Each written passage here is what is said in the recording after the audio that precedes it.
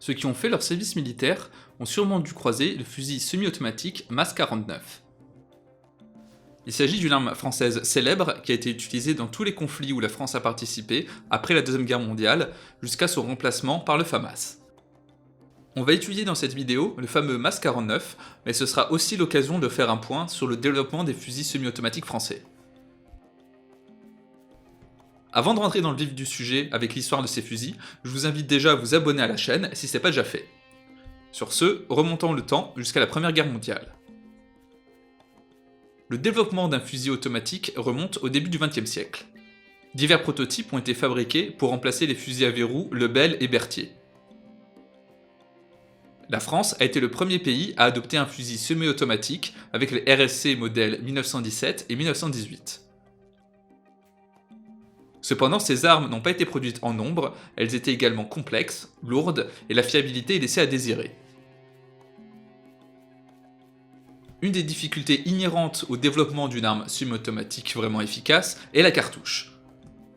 Le 8 mm Lebel, malgré ses performances balistiques très respectables, ne pouvait pas être utilisé de manière fiable dans une arme semi-automatique à cause de sa forme et de son bourrelet à la base de l'étui. Il faut donc concevoir une toute nouvelle munition. Comme il n'est pas aisé de changer de munition au cours d'un conflit, il faut attendre 1920 pour que le commandement militaire annonce sa volonté d'abandonner le 8 mm Lebel pour une cartouche de diamètre plus petit. Cette cartouche aura un diamètre de 7,5 mm avec un étui à gorge et des parois presque cylindriques. C'est ce changement de munition qui va vraiment permettre le développement des ancêtres du MAS-49. Les arsenaux d'État ainsi que les entreprises privées vont alors proposer leurs prototypes pour être testés par l'armée française. Divers systèmes sont développés, certains avec des pistons, d'autres avec un canon reculant, et un autre système assez unique, inventé par M. Rossignol en 1922, va attirer l'attention de l'armée. Le système Rossignol, du nom de l'inventeur, est assez simple. Il s'agit de prélever une partie des gaz grâce à un évent dans le canon, de manière somme toute assez classique.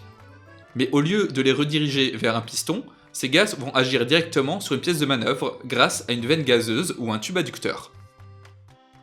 C'est ce système qui sera utilisé pour le MAS-49 et ses prédécesseurs.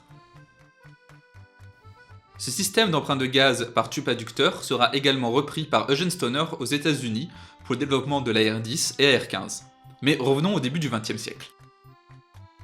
En 1921, le commandement lance un programme de refonte de l'armement et invite les manufactures d'armes et les entreprises privées à présenter leurs inventions.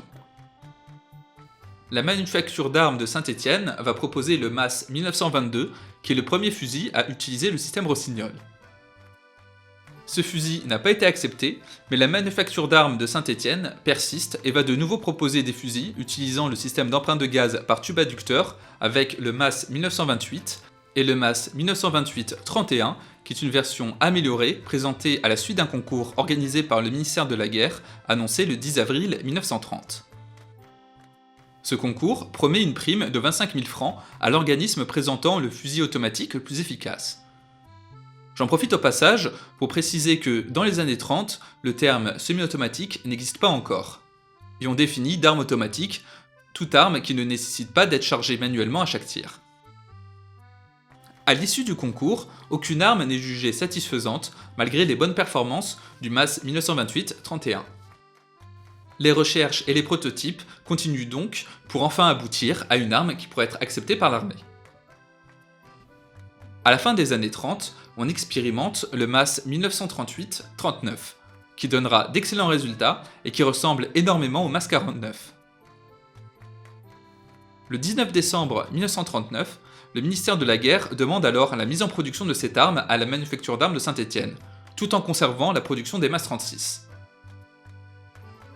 Évidemment, le temps de mettre en œuvre la production en série, la Deuxième Guerre mondiale commence. Un modèle amélioré de ce fusil automatique sera également développé. Il s'agit du MAS 1940, mais là encore, le conflit mondial empêche la production en série. Il faut donc attendre la fin de la guerre pour que le projet d'adoption d'un fusil semi-automatique reprenne. Même si l'adoption d'un fusil développé par la manufacture d'armes de Saint-Étienne semble logique, eu égard aux excellents résultats des masses 1938 et 1940, on expérimente d'autres armes, notamment étrangères. Ainsi, la France va essayer le fusil américain M1 développé par John Garand. La commission technique le jugera bon grâce à son recul modéré et avec une précision correcte. Mais sa fiabilité sera jugée trop perfectible dans des environnements avec de la poussière ou de la boue. On jugera également que l'arme américaine est composée de trop de pièces et est donc trop complexe. Le 11 janvier 1945, la France décide alors d'adopter le MAS 44, qui est en quelque sorte le modèle de transition entre le MAS 40 et le MAS 49. Différentes versions améliorées du MAS 44 seront développées avec les MAS 44B et C, jusqu'à aboutir à une version qui sera adoptée sous le nom de MAS 49. Le MAS 49 sera adopté le 12 juillet 1949. Il sera utilisé en Algérie et en Indochine par l'armée française. Cette version n'a pas été produite en nombre. Environ 20 000 fusils ont été fabriqués. Il en résulte qu'au début des années 50, l'armée française dispose d'un arsenal très hétéroclite, avec des MAS 36, des MAS 44, des MAS 49, des armes américaines ou encore des armes allemandes capturées. L'armée souhaite alors uniformiser son équipement, ce qui semble assez logique, pour être essentiellement équipé de MAS 49. Cependant, ce fusil pouvait être encore amélioré, notamment en lui permettant de fixer une baïonnette et d'augmenter sa compatibilité avec tous les types de grenades à fusil. Il en résulte alors le MAS 49-56 qui sera adopté le 24 mai 1956. C'est cette version qui sera le plus fabriquée. On estime que 275 240 MAS 49-56 ont été produits entre 1957 et 1978, toutes variantes confondues. Mais nous jetterons un œil à ces différentes versions un peu plus tard. Le MAS 49-56 sera remplacé à partir du début des années 80 par le FAMAS. Beaucoup de ces fusils seront alors envoyés à l'étranger, notamment à destination des pays africains, comme le Burkina Faso, le Cameroun, l'Algérie, le Maroc, Madagascar et bien d'autres. Maintenant qu'on a étudié l'histoire du MAS 49, je vais vous présenter quelques variantes du MAS 49-56.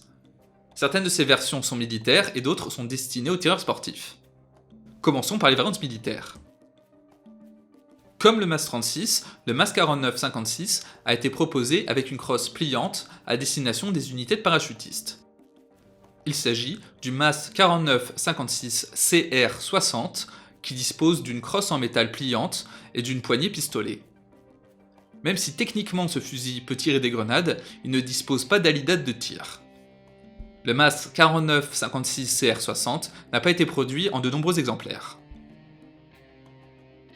Avec l'entrée dans l'OTAN et la standardisation des munitions au sein des pays membres, certains MAS 49-56 ont été aménagés en 7,62 par 51 mm. Ces armes sont quasiment identiques aux fusils standards, du moins extérieurement, mais la culasse et le percuteur ne sont pas interchangeables. Une version pour le tir de précision a également été produite par la manufacture d'armes de Saint-Étienne. Il s'agit du MAS 49-56 MSE. MSE voulant dire modifié Saint-Étienne. Cette arme, fabriquée à un peu moins de 1000 exemplaires, dispose d'une poignée pistolet, d'un appui-joue, d'organes de visée réglables avec plus de précision et d'une détente modifiée avec un poids de départ plus faible. Enfin, une version civile a été fabriquée. Cette variante du MAS 49-56 utilise une munition assez rare, pour contourner la législation interdisant les armes utilisant des cartouches militaires. Ces fusils utilisent une variation du 284 Winchester Magnum, désigné 284-30. L'arme est assez différente de son homologue militaire, car on supprime le frein de bouche, le chargeur est soudé et limité à 2 cartouches, il n'y a plus les accessoires pour le lancement de grenades à fusil, et la hausse a été modifiée et ne peut être réglée au-delà de 300 mètres. Regardons désormais l'utilisation et le mécanisme du MAS 49. L'ergonomie du MAS 49 est assez classique. Le levier d'armement est situé sur le côté droit. La sûreté est située à l'avant du pontet et il faut la ramener en arrière pour l'engager. Contrairement à beaucoup d'armes, il n'y a pas de bouton d'éjection du chargeur monté sur le fusil. Si on veut le changer, il faut appuyer sur le bouton qui est directement monté sur le chargeur pour le retirer de l'arme. Il est également possible d'utiliser des lames chargeurs pour ajouter des munitions en utilisant l'encoche qui sert de guide située sur le porte-culasse. Sur la gauche du boîtier de culasse, on peut voir des rainures qui servent au montage d'optique. Le MAS 49 peut être utilisé avec la lunette de tir modèle 1953 ou des dispositifs de tir de nuit. Une halidade de tir et une bague fixée sur le canon permettent le tir de grenade à fusil. L'halidade de tir doit être élevée pour le tir de grenade et elle est associée à un obturateur d'évent qu'il faut préalablement soulever et qui va désactiver le prélèvement de gaz. Mécaniquement, le MAS 49 est assez simple. Une fois la sûreté désengagée, on peut presser la queue de détente qui va libérer le marteau qui était maintenu en arrière par la gâchette. Le marteau va alors frapper le percuteur qui va provoquer le départ du coup. Une partie des gaz vont alors être prélevés par les vents et être redirigés vers le tube adducteur. Ces gaz vont alors faire pression contre le porte-culasse qui va partir en arrière et déverrouiller la culasse en la soulevant légèrement. L'étui va alors être extrait de la chambre par la griffe de l'extracteur. En fin de course, l'éjecteur va impacter la base de l'étui et ce dernier va être chassé.